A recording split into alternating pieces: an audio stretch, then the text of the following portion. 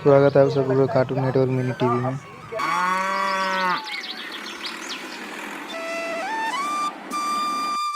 यह कहानी है ढोलकपुर गांव की।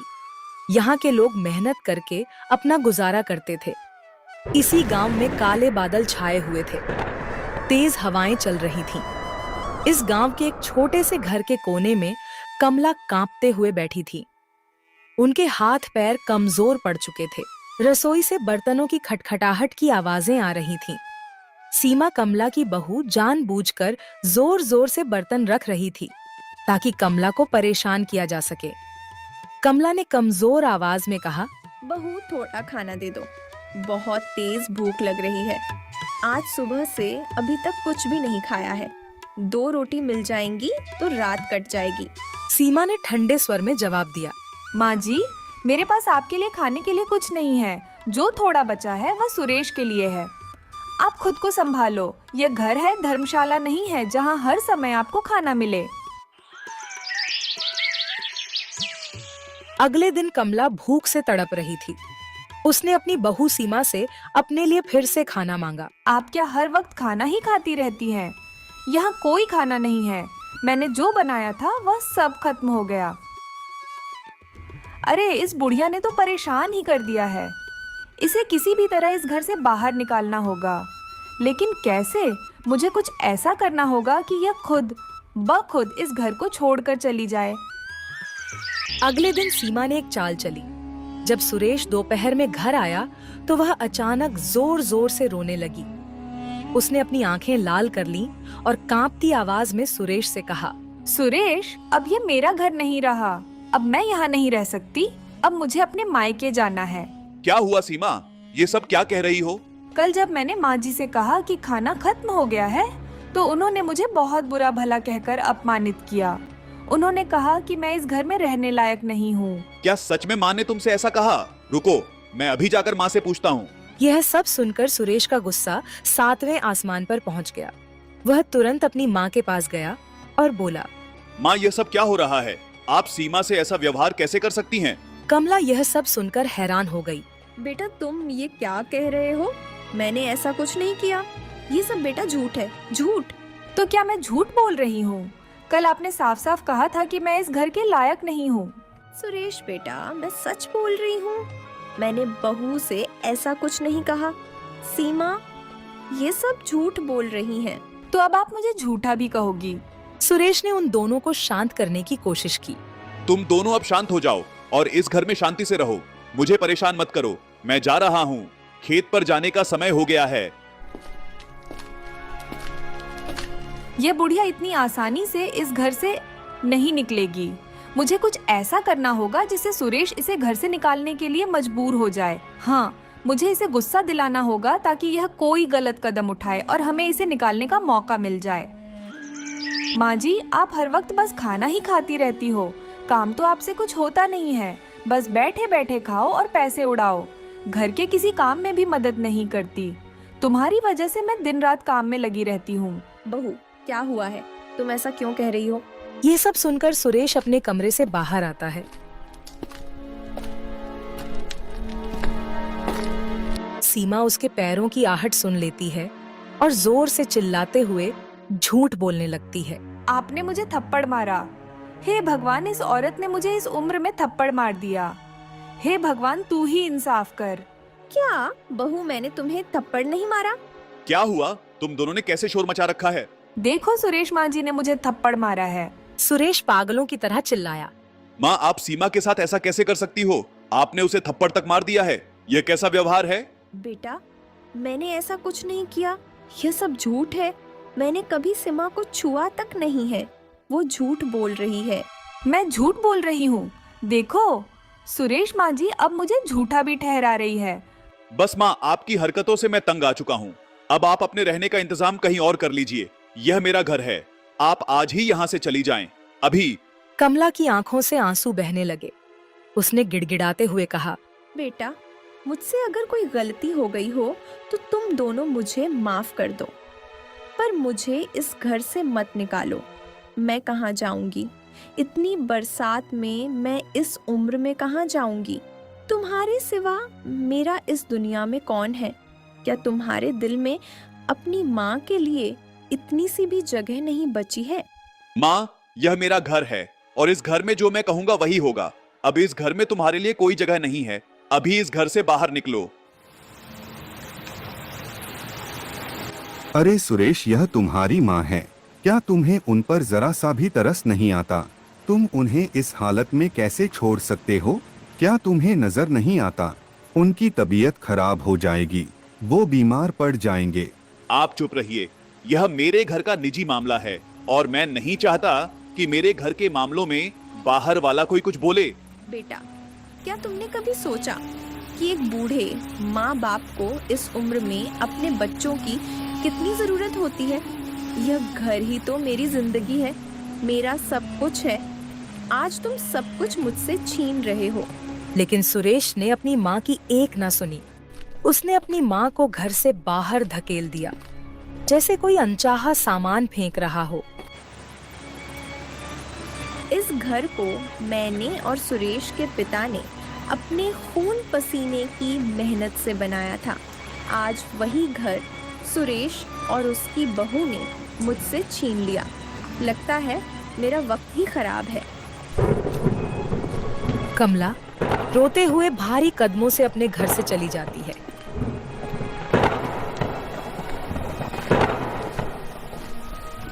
कमला रोते हुए एक पेड़ के नीचे जाकर बैठ जाती है। हे भगवान, मेरी किस्मत में यह दिन भी देखना लिखा था। जिस बेटे के लिए जिंदगी भर मेहनत की, आज उसने अपनी पत्नी के साथ मिलकर मुझे घर से बाहर निकाल दिया। अब मैं जिंदा रहकर क्या करूंगी? इतने में एक गांव वाला कमला के पास से गुजरता है। कमला बारिश में पूरी तरह से भीग चुकी थी, जिसके कारण वह ठंड से कांप रही थी। बेटा, मुझे बहुत ठंड लग रही है। मुझे कोई कपड़ा दे दो जिससे मैं अपने शरीर को ढक सकूं और इस ठंड से बच सकूं। अरे माँ जी, तुम जैसे लोग तो सड़कों पर ही भटकते रहते हैं। यहाँ कोई मदद नहीं करेगा। जाओ कहीं और भीख मांगो। तुम्हारे जैसे आलसी लोगों की वजह से ही गांव की बदनामी होती। कमला निराश होकर उस पेड़ के नीचे बैठी रही। उसका शरीर इतना कांप रहा था मानो हर हड्डी अलग अलग हिल रही हो। उसकी आंखों से आंसू नहीं बल्कि निराशा बह रही थी। वह रात भर सर्दी से लड़ते हुए वहीं बैठी रही। सुबह होते होते कमला की हालत और खराब हो गई थी।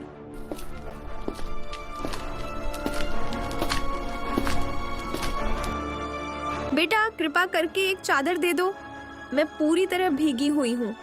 मुझे बहुत ठंड लग रही है। अरे बुढ़िया, यह कोई खैराती दुकान नहीं है। यहाँ मुफ्त में कोई सामान नहीं मिलता। पहले पैसे निकालो, जब कुछ सामान मिलेगा। बेटा, मेरी मदद कर दो। इस उम्र में मैं कहाँ से पैसा लेकर आऊंगी? दुकानदार अपनी दुकान के अंदर चला जाता है। कमला दुकान के बाहर खड़ी हुई कांपती रहती है। उसकी आंखों में निराशा भरी हुई थी और चुपचाप वापस लौट जाती है, जैसे वह इस दुनिया में अकेली हो।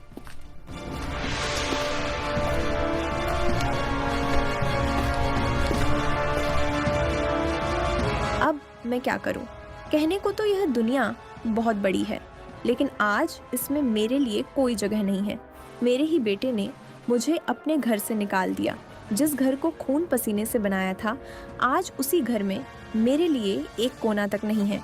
ये कैसी हालत बना दी मेरे बेटे ने मेरी। सर्दी से मेरा शरीर टूट रहा है और भूख से पेट में बहुत दर्द हो रहा है। वह उठती है और दूसरी दुकान की तरफ जाने लगती है, जहां से वह कुछ खाने की उम्मीद करती है।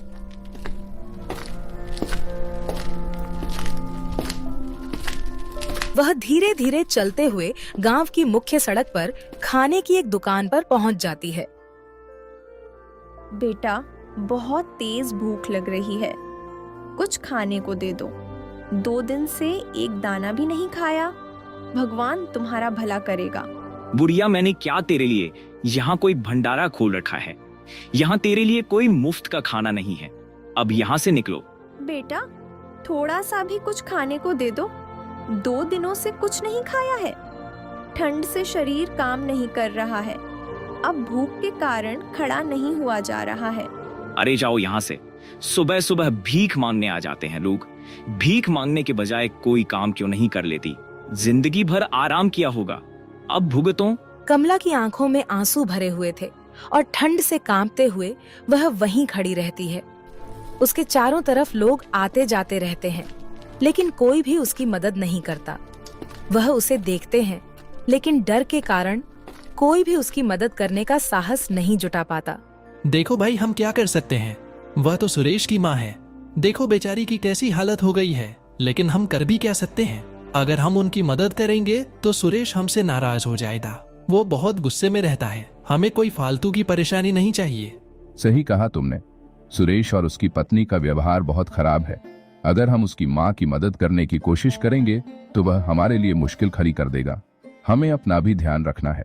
कमला की आंखों में शर्मिंदगी की झलक आई। कभी सोचा नहीं था कि मैं इतनी मजबूर हो जाऊंगी, लेकिन ठीक है, अब मुझे किसी से कोई उम्मीद नहीं रखनी चाहिए।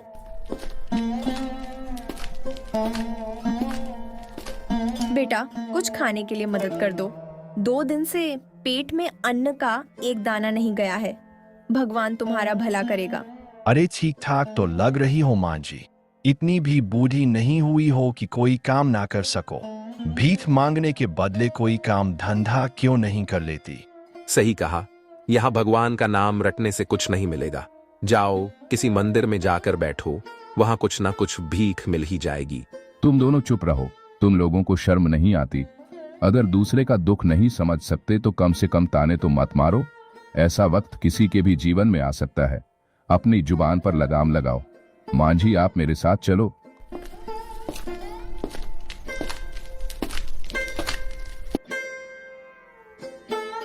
मांझी, ये लो खाना खाओ। भगवान ने मुझे इस लायक बनाया है कि मैं किसी भूखे को खाना खिला सकूं। उस व्यक्ति ने कमला को गरम गरम खाना दिया। बेटा, तुमने ना सिर्फ मेरी भूख मिटाई, बल्कि मुझे इंसानियत का असली मतलब भी समझाया। भगवान तुम्हें खुश रखे। कुछ दिन ऐसे ही बीते।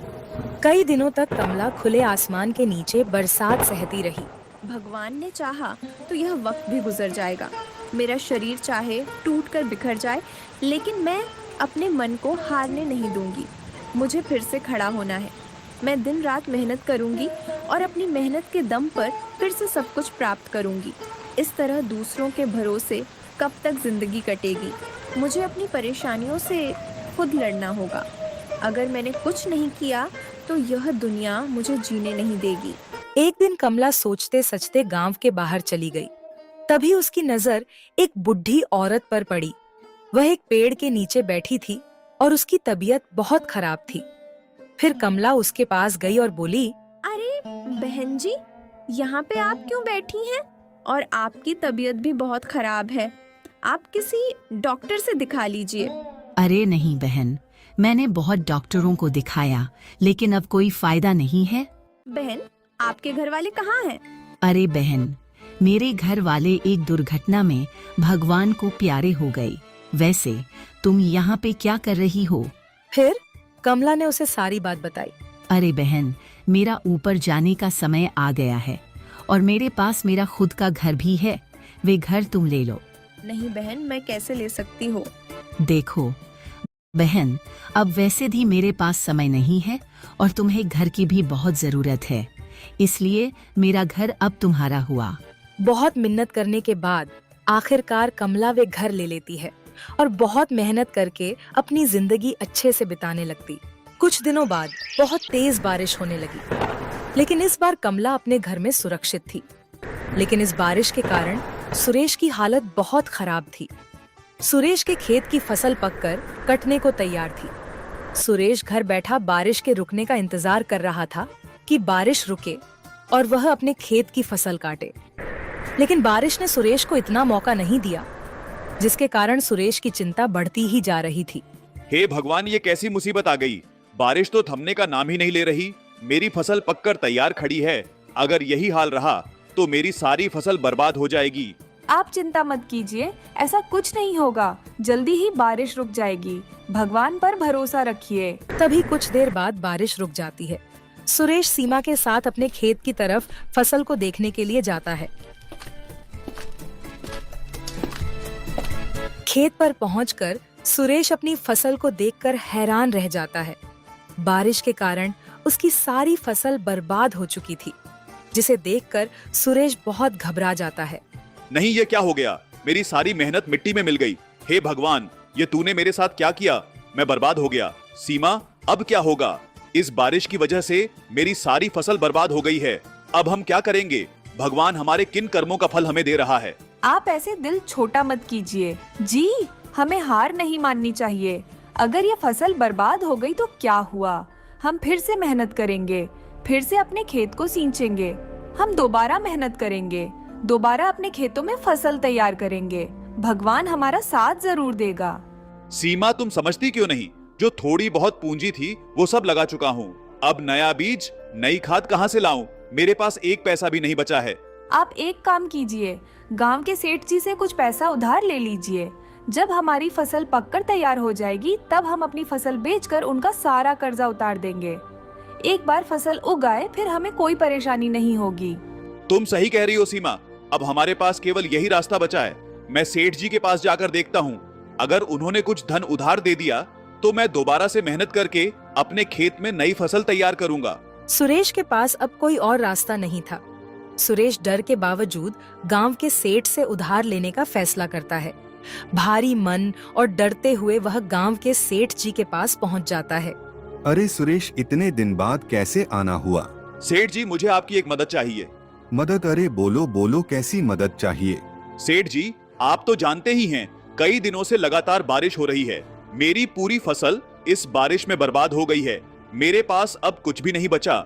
मुझे अपने खेत में फिर से फसल बोनी है, लेकिन मेरे पास बीज और खाद के लिए पैसे नहीं है। कृपया मुझे कुछ धन उधार दे दीजिए। मैं फसल तैयार होते ही आपका कर्ज ब्याज समेत चुका दूंगा। कर्ज तो मैं दे दूंगा सुरेश, लेकिन ध्यान रखना, तुम्हें कर्ज सही समय पर चुकाना होगा।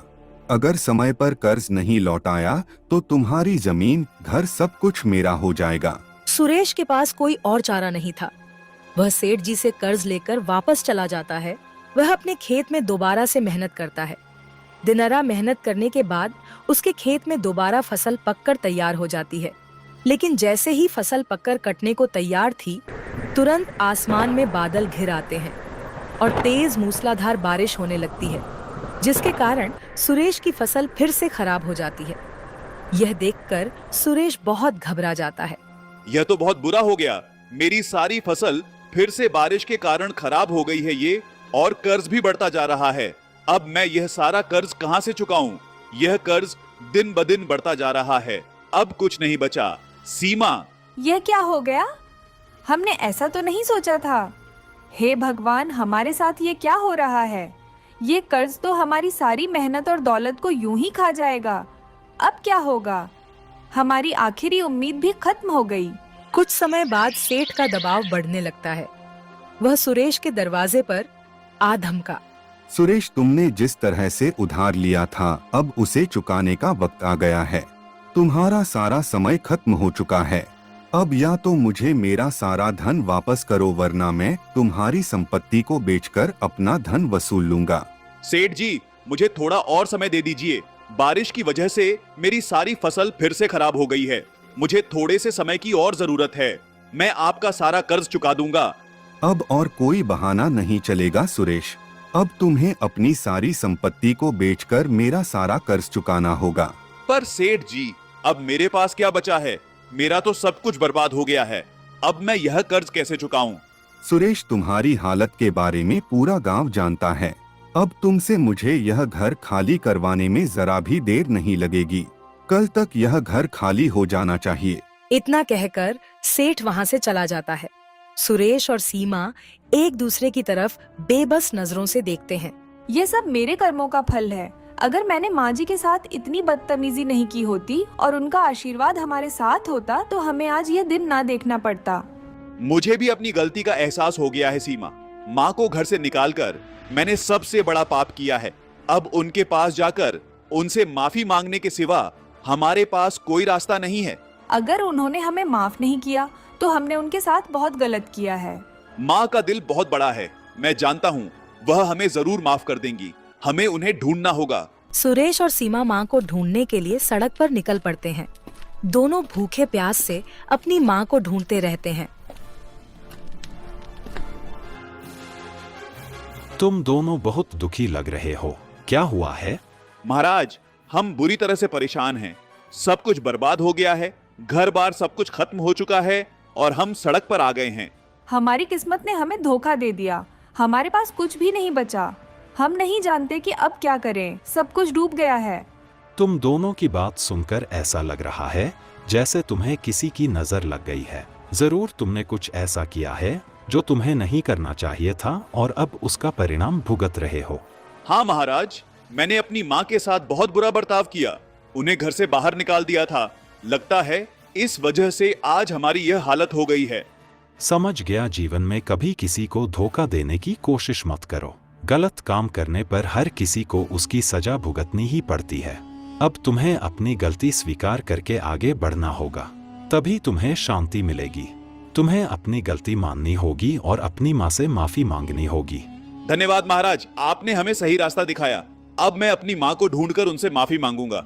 अब हम चलते हैं महाराज। साधु के आशीर्वाद के साथ सुरेश और सीमा अपनी माँ को ढूंढते हुए गांव के किनारे पहुंच जाते हैं। वह देखते हैं कि उनकी माँ एक बड़े से घर में बैठी हुई थी। ये देखकर वे हैरान हो जाते हैं। माँ, हमें माफ कर दीजिए। माँ, हमने आपके साथ बहुत अन्याय किया है। अब क्यों आए हो? जब मुझे तुम्हारी बहुत जरूरत थी तब तुमने मुझे घर से बाहर निकाल दिया। अब क्या लेने आए हो? माँ जी, हमने बहुत बड़ी गलती कर दी, हमें माफ कर दीजिए। हमें अब समझ में आ गया कि आपने हमारे लिए कितना कुछ किया है। हम आपकी छत्र छाया में वापस आना चाहते हैं। मुझे एक मौका दो माँ, मैं अपने गुनाह का प्रायश्चित करूंगा। जाओ, मैंने तुम्हें माफ किया, लेकिन तुम्हारी यह माफी अब तुम्हारे कर्मों पर निर्भर है। मेहनत और ईमानदारी से जीवन जीना सीखो। बेटा, अब जब तुम यहाँ आ ही गए हो तो बताओ क्या हुआ है? तुम क्यों इतने परेशान हो? ऐसा क्या हो गया जो तुम मुझे यहाँ ढूंढने आ गए? कमला ने सुरेश से उसकी कहानी पूछी। सुरेश की आंखें भर आईं। उसने सारी घटना अपनी माँ को बताई। मन जो हुआ उसे बदला नहीं जा सकता, लेकिन भगवान हर किसी इंसान को दूसरा मौका जरूर देता है। अपनी मेहनत और सच्ची सोच से काम करो तो यह मेहनत तुम्हारा जीवन बदल सकती है। अगर हम अपनी सोच को बदलें और मेहनत से काम करें तो जीवन की हर परेशानी हल हो सकती है। फिर कमला उन दोनों को अपने घर में रख लेती है और सुरेश को पैसा दे देती है सेठ का कर्ज चुकाने के लिए। सुरेश सेठ का कर्ज चुका देता है और अब तीनों लोग बहुत खुशी खुशी रहने लगते हैं।